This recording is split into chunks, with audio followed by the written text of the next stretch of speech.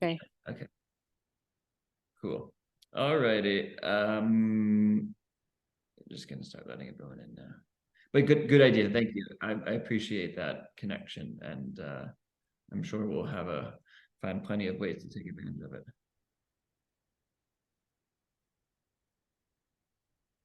Good morning and afternoon, everyone.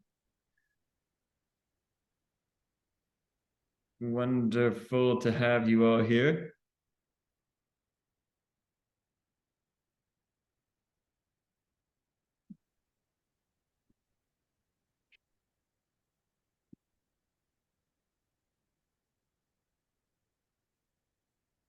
Great to have you all on the call today. Good morning and afternoon. I am just going to let people in for another, let's say, 60 seconds, and then we can jump right into the speaker session. But it's amazing to have all of these familiar faces here, and it will certainly be an exciting call today.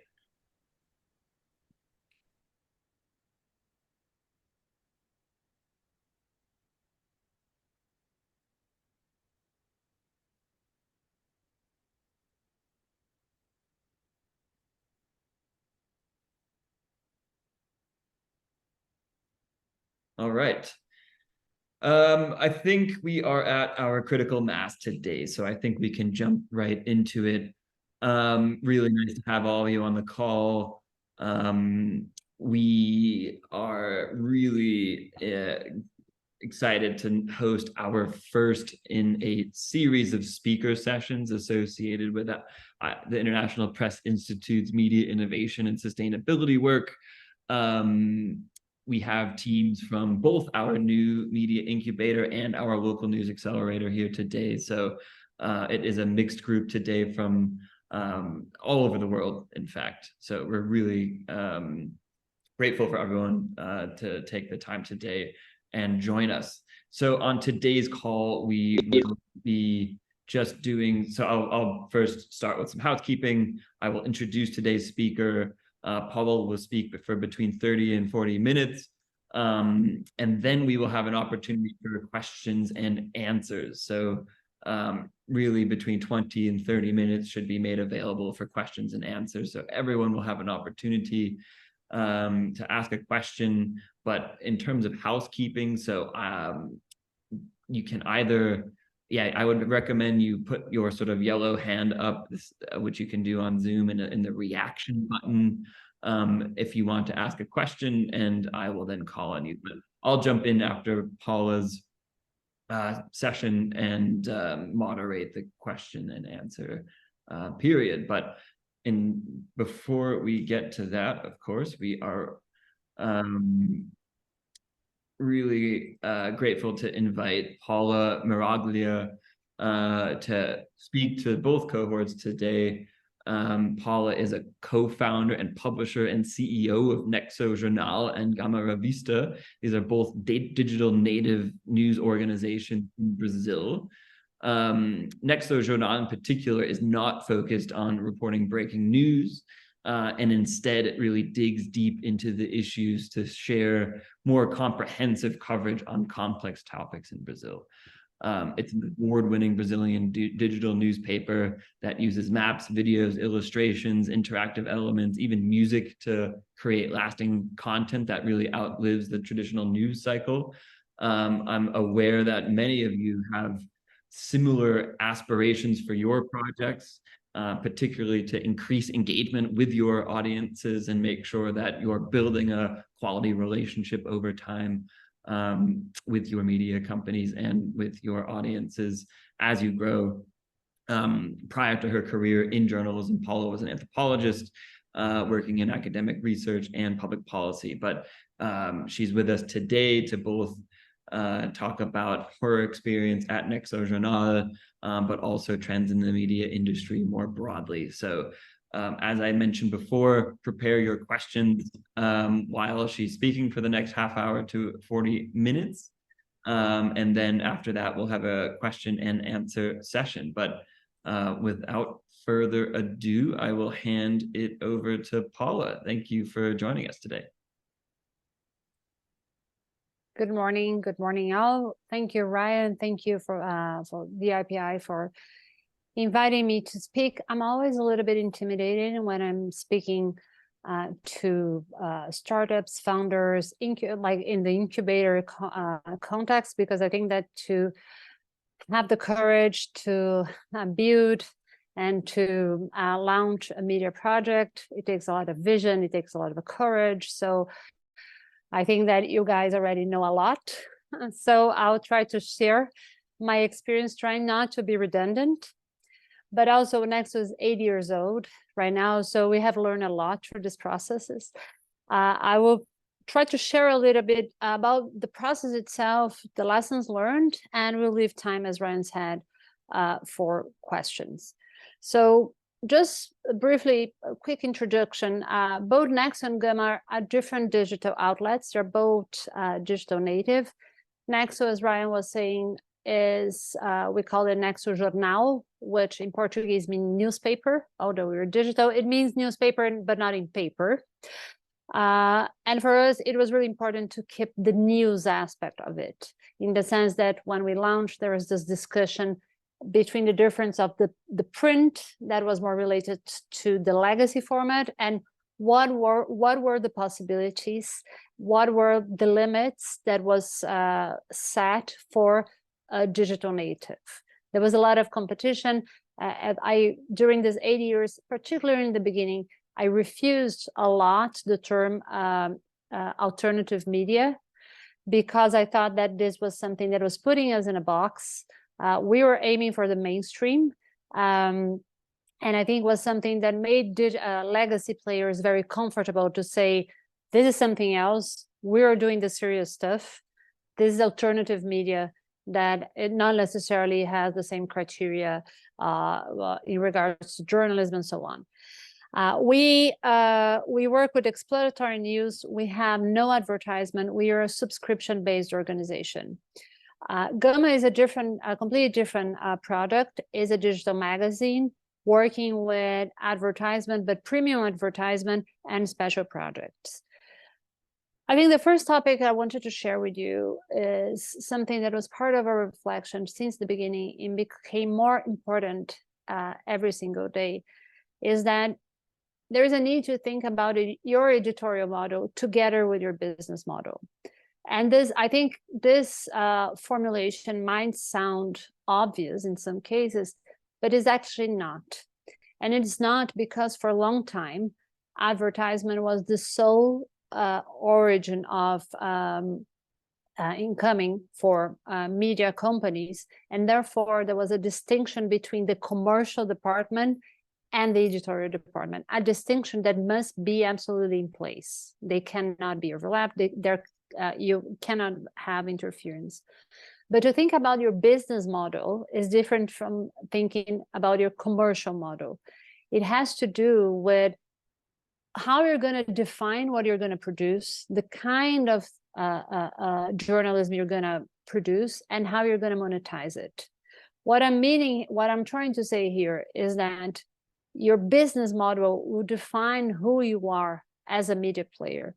To give you a concrete example, in terms of Nexo, we are a subscription-based organization. We have no advertisement.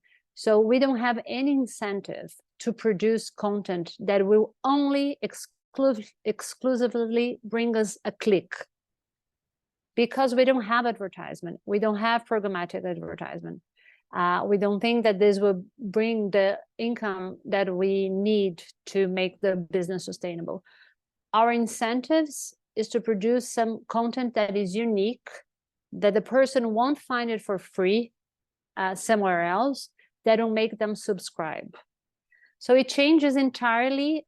Our maximum goal is to convert subscribers. So we need to think about our editorial product as something that is capable of converting subscribers. And that's why we are a news outlet that invests a lot in infographics, something that we were really pioneers here in Brazil, interactive material, because it's something that we realize cannot be found anywhere else.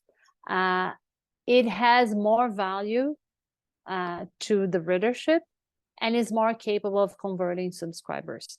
So this is one example, but I think it trickles down to the entire business decisions of the organizations. Are you going to make your newsletters exclusive to subscribers or not? You can have both within your organization.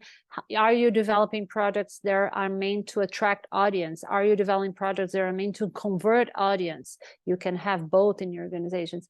How you're going to relate to your readership. It has to do with the kind of editorial product you're putting in the world with, and the possibilities of it, that you have of monetizing it.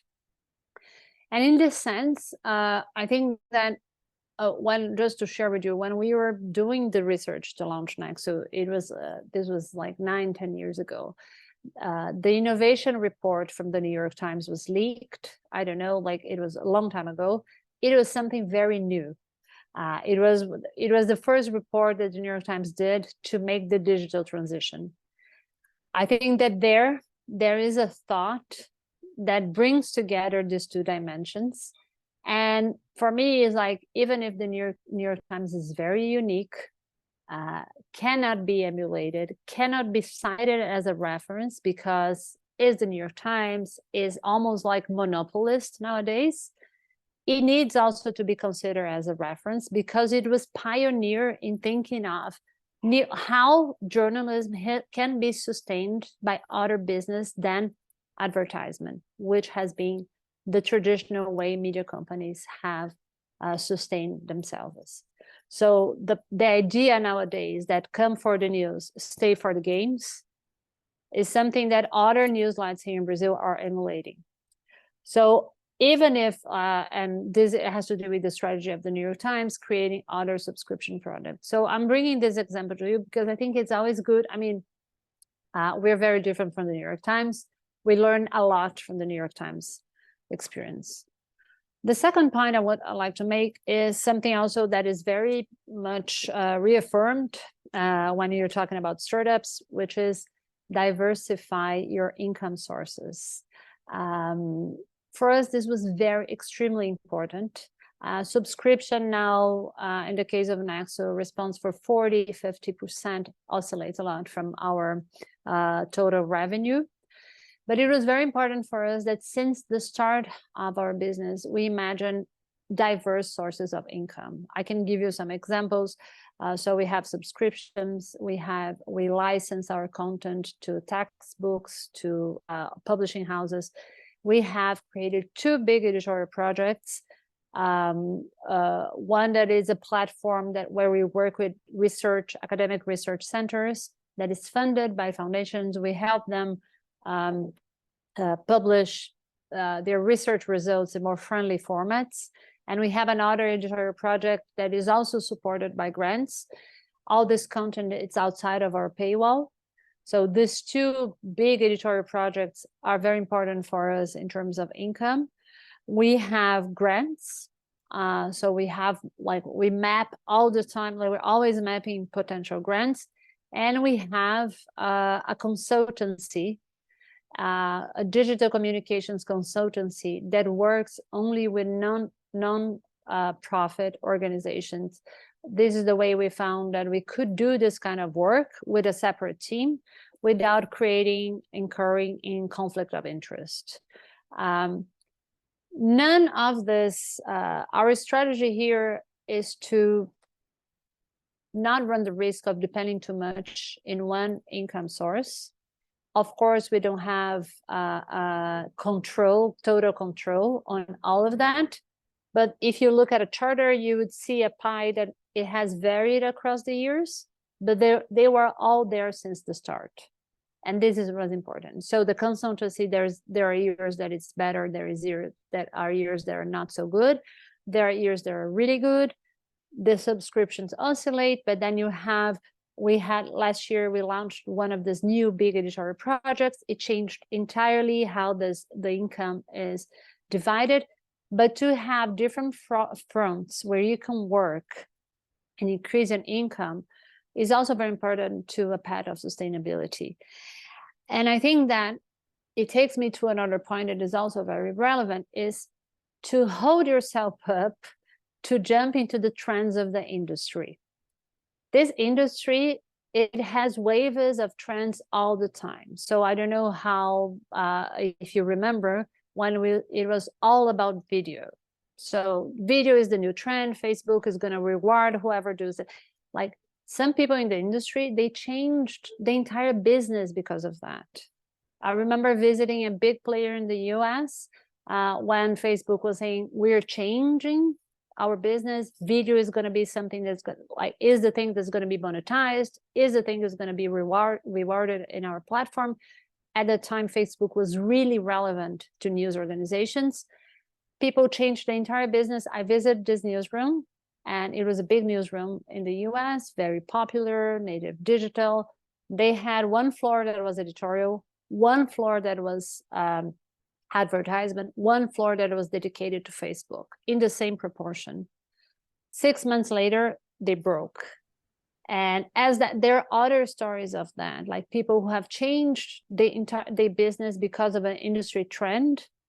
And the platforms, and I will address that, they don't have any sort of commitment with that. They have commitment to their business models. So they can change again the next day.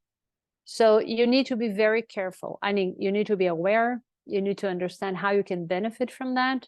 You also need to be very sure about your vision, your business vision, your editorial vision, what makes sense to your organization. And I would say, I don't know if there are no nonprofits here.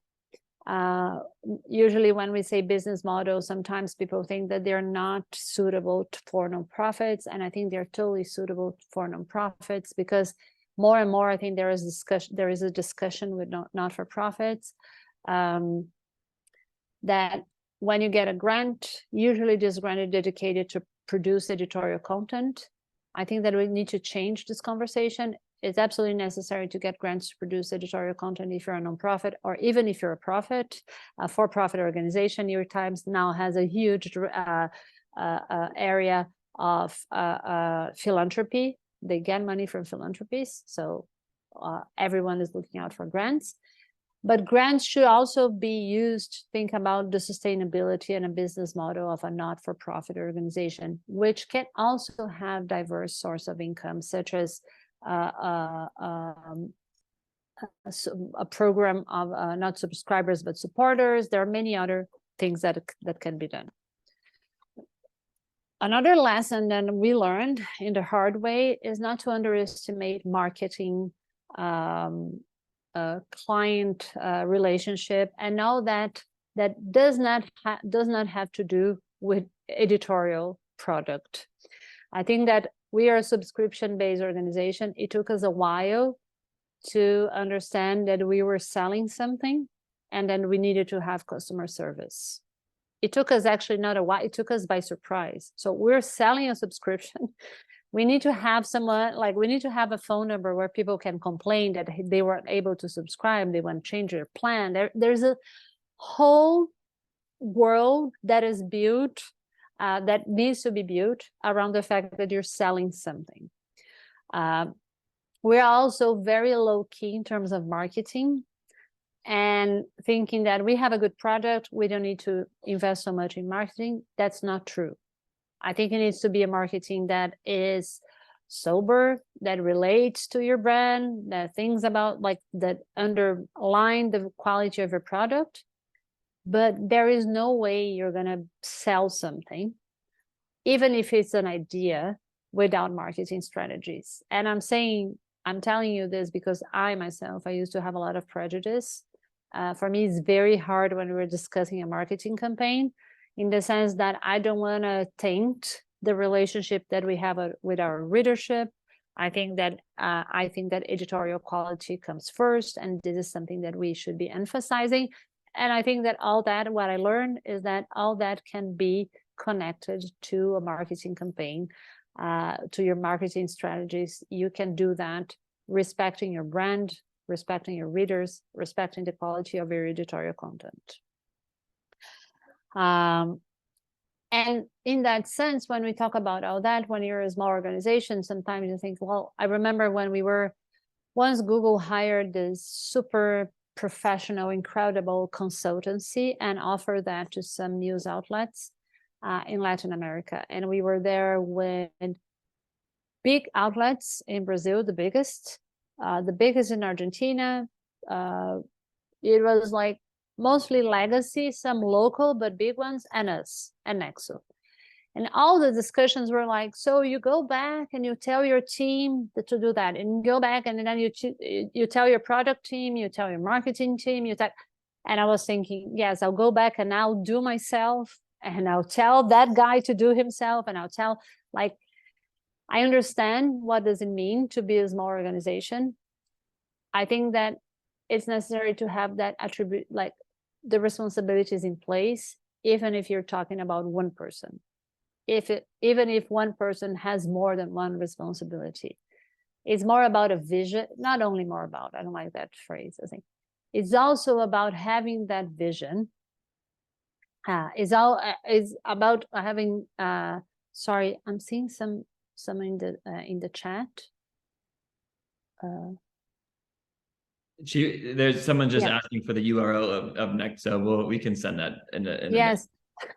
I used to be someone who could like do multiple things at a time. I'm no longer that person. I have 2 reports I want to share with you. I'll do that at the end of my presentation. I have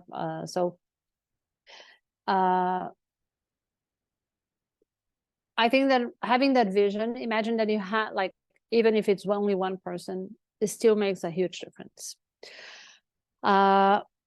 The other point I want to make is, like, know your readership and use your data.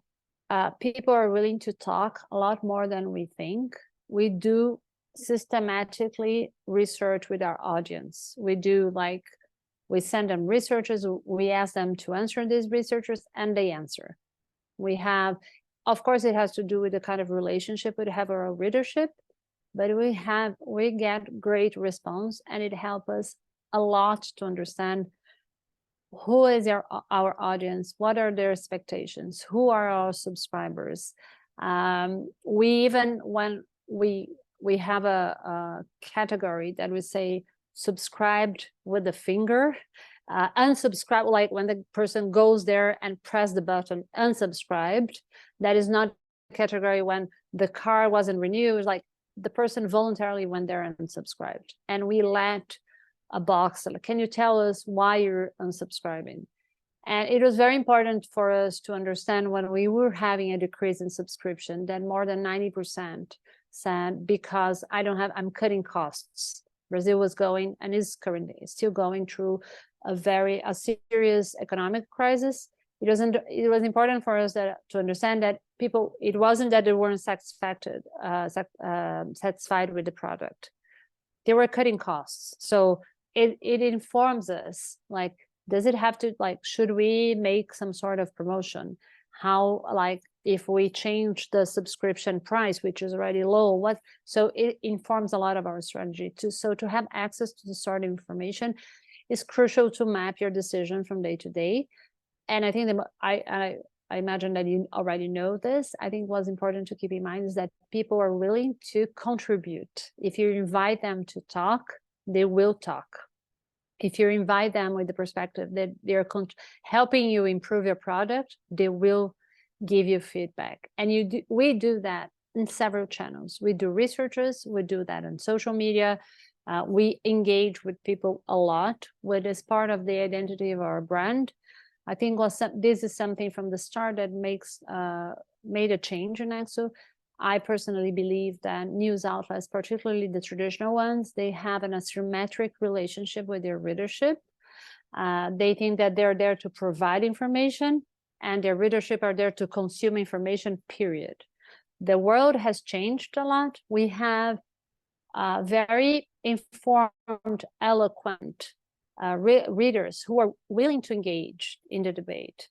They share critiques, they share suggestions, they make corrections, they point out mistakes. And because we engage with them a lot, saying, thank you, we're right, we're changing this, we're very transparent, it changes the way people relate to us. We have a lot of public endorsements. We have people cheering for us. We have even people campaigning for us, inviting other subscribers to subscribe. Just to give you a quick example, last week we published a quiz, interactive material that had to do with something that happened in Brazil. And someone went in Instagram and complained, I cannot believe this is behind a paywall. Why would you do that? So it was a very angry comment. And we went there and say, the paywall subscriptions was the way we chose to make independent journalism. Have you noticed that we don't have advertisements? And we made a very thanks for your message. And the guy said, thank you for that explanation. You're absolutely right. I will subscribe, and other people when they're engaged. So I think that to listen to people, to engage, and to use this information to guide your strategy is something that I can tell you that makes a lot of change. I think it's also, I don't know how many funders are here, but it's something that we need to be thinking all the time. The audience is not you. It's something like, it's very hard not to think with your shoes. It's very hard not to think with your vision. For me, it was, at least it was for me. It's a constant exercise. Like, our readership is not necessarily thinks the way I think. Our readership not necessarily is they're more diverse. They're different. They have different visions. And I think that for a funder is always a balance of bringing your vision and understanding that you have other people that might have different visions, and as a readership, I'm saying here. Then I would like to make a point that we could have a whole entire session on this, different session, that is the dependence on the platforms. I won't speak long about that, but I think this is extremely relevant for any news outlets, legacy, new, big or small. We are all completely dependent on platforms today. They are the intermediates between us and our readership. And my personal view is that the media industry is doing very little to change this, to be more independent. But this is a whole different conversation. What I want to bring today is that there is need to be constant attention to this dependence. I've mentioned the trends. I think there is also like the differences in timing. So comparing Nexo to Gama, Facebook was extremely relevant to Nexo. We have an important base there. Still today is relevant, is becoming less and less, but it's still relevant. 5 years later, Facebook was zero relevant to Gama. We cannot build a base there. It's impossible. So there are changes in trends all the time. I think TikTok became a platform that is extremely relevant. We've been experimenting. We published during the elections a series of videos that were super successful. Very serious video, no dancing involved. It was about the story of the democratic elections in Brazil. We had 0 followers. We didn't have an account so far, and we engaged with 1 million people like that. For us to attract 1 million people to our website, it's very hard nowadays. So, but then, okay, you say, okay, I engage with 1 million people. What does that bring to me? Right now, we're trying to figure out, in the case of TikTok, is it brand awareness? Are we increasing the top of our funnel? Are we reaching young people that will start to consume our news? Like, we need to, I think that to figure out your relationship with each one of the platforms is super important, and to be constantly thinking about how to become less dependent, knowing that we are dependent of them. For instance, we have a daily podcast. It's called Durma Com Essa. It's published at the end of the day, and we used to share it only on podcast platforms. For 2 years now, we have been 1 year and a half now, we've been sharing it on YouTube. YouTube is making this shift, was something that they have decided to become a better platform for podcast distribution, and it became super relevant. Today, it's probably more important to share our podcast on YouTube than is to share on Spotify.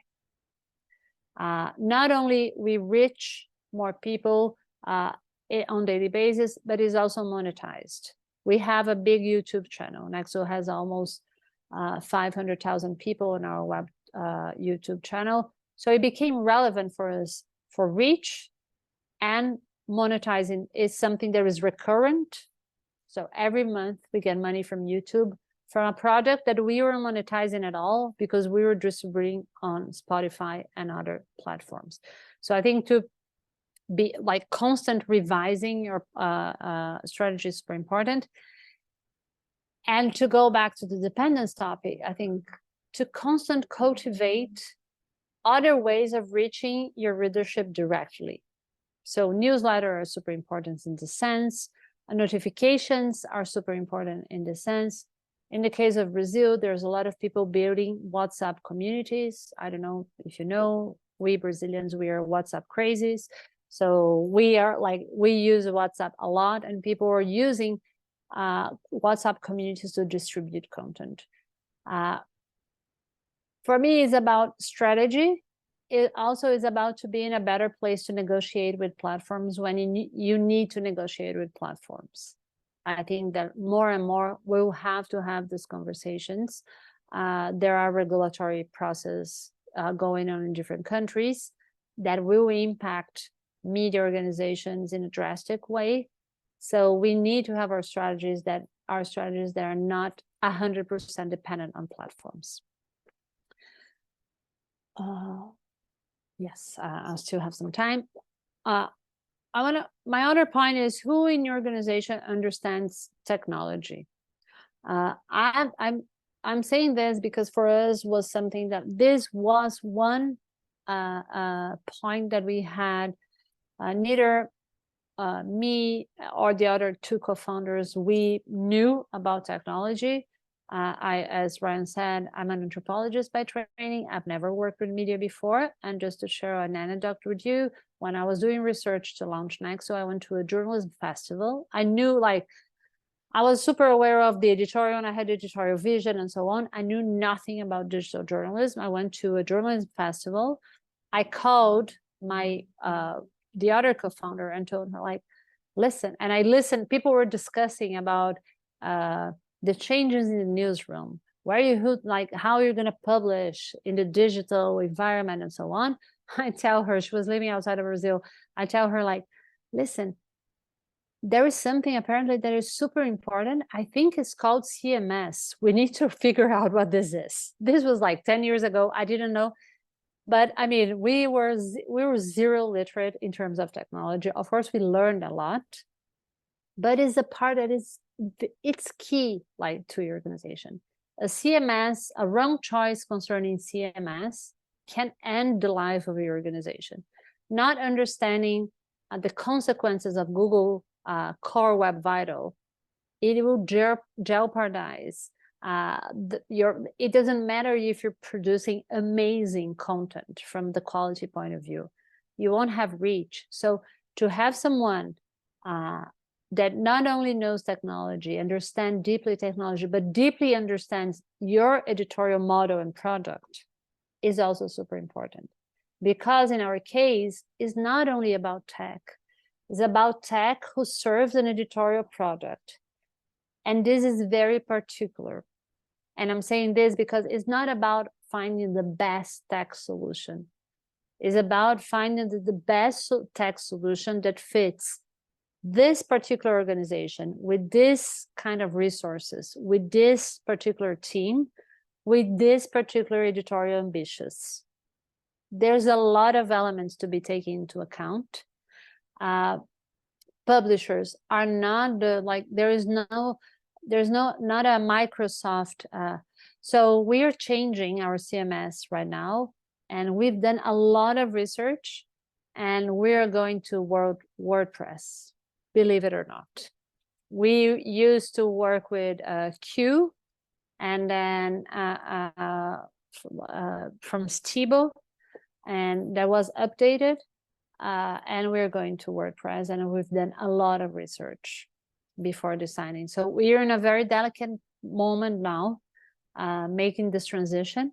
And we've talked to many different other organizations, something that I would advise you to do. It was very important for us to talk there is the Daily Maverick in South Africa.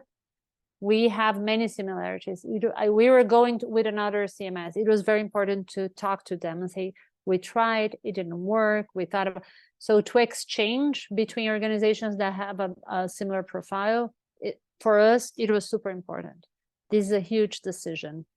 And to negotiate with them as well. You need to be like, you need to have a good negotiator in place, because, and I think that the ability to customize in order to serve your needs it's also something that is very relevant. Okay, Ryan says that you're going to have a speaker session dedicated. Great. Oh, great. Cool. They're awesome.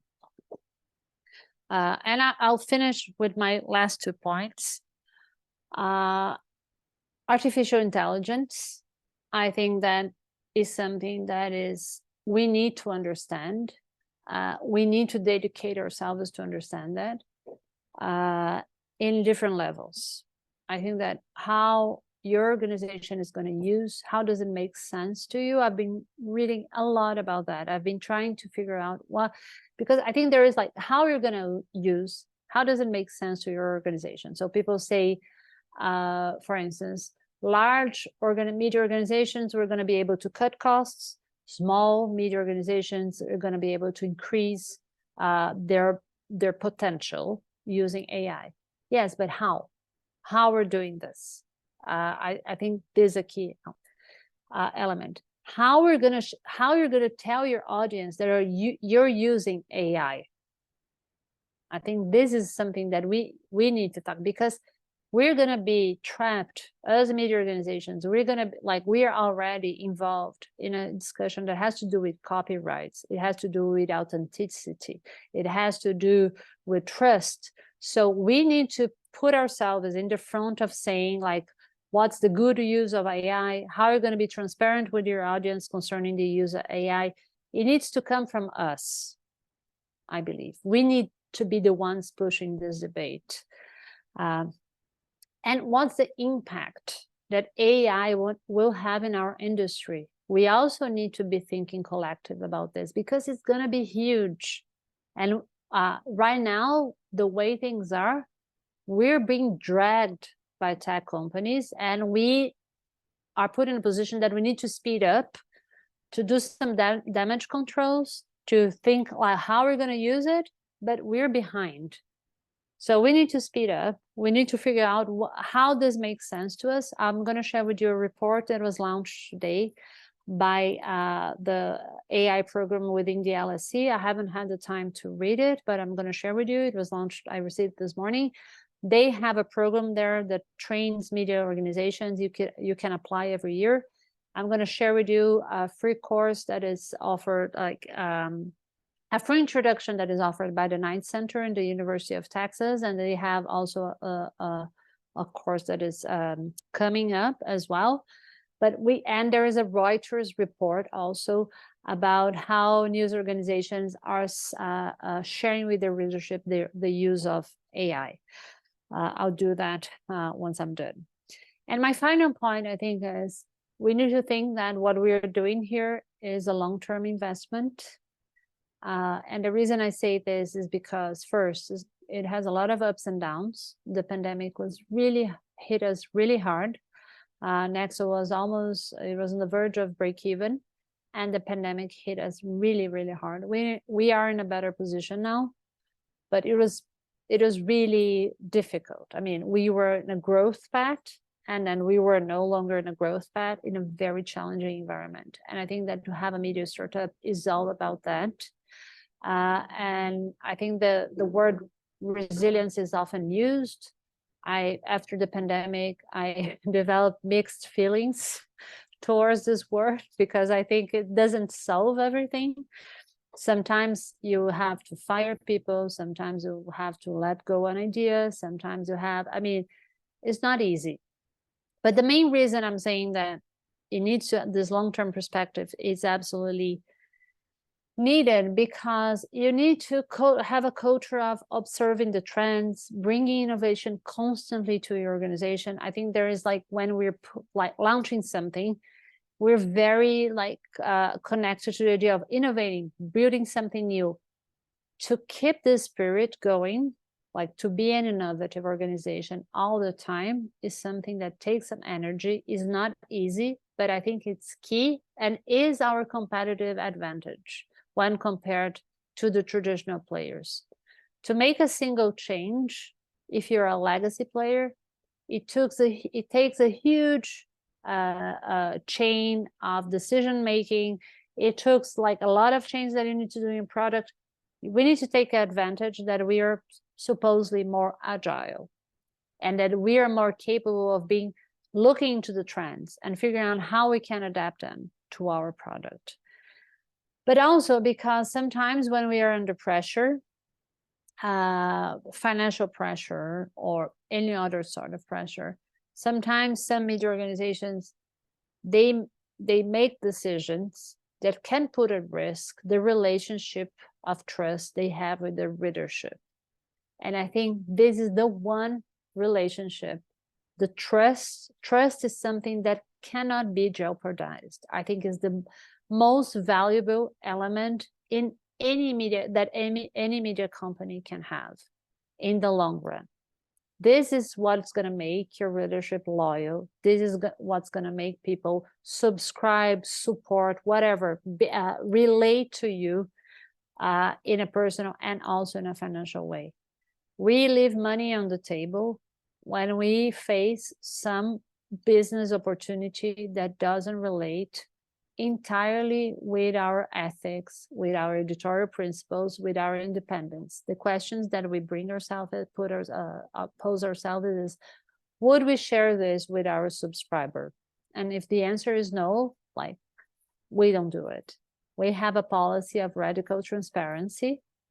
We share every kind of financial support that we get with our subscribers, because we believe that that is what is an element important in building this relationship, that guarantee, that trust is a key element between us and our readership.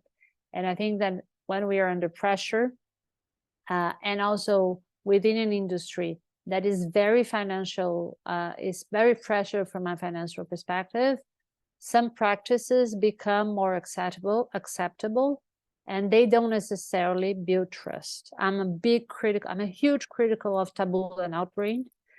I think that when you have a crisis of trust in the media, and then you have advertisement that promotes false information, like takes this pill and you're going to be 20 years younger, mixed intentionally with editorial content, what you're telling your readership is that you don't care about misinformation. You don't care. You're mixing false information with editorial journalistic content for financial purposes. I think that this is the kind of thing that might pay the bills in the end of the month. In the long run is going to ruin your relationship with your audience.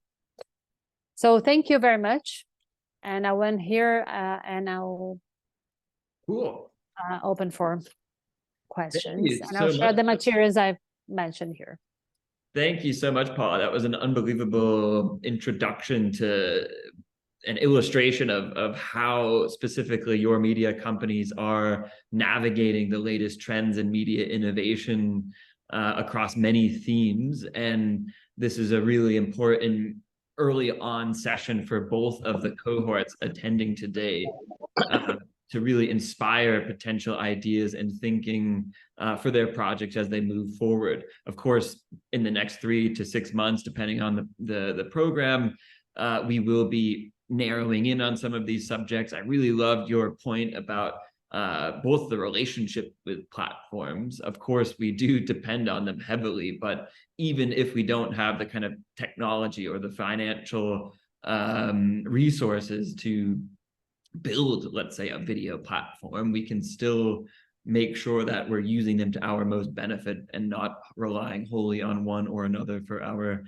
distribution or revenue entirely, even if sometimes we do, at least for the short term, need to depend on them. Similarly, technology. I recently ran a media company with a WordPress CMS, and while very custom and all over the place, it was still a very useful tool for scaling and building what we needed for ourselves, and always having that ability to adapt to what's happening in the sector. But I imagine for a lot of the companies here, sometimes an out-of-the-box solution can be a lot more useful, a CMS that's pre-built, right? That you don't have to spend too much effort designing and maintaining, depending on your business model, but everything has its trade-offs. And certainly if you are hiring a tech person, make sure they do know your mission, appreciate your mission, and all of that. So thank you, Paula. We're going to now pivot to the Q&A session. I will turn off the recording just to make sure that everyone can really have an honest discussion with you.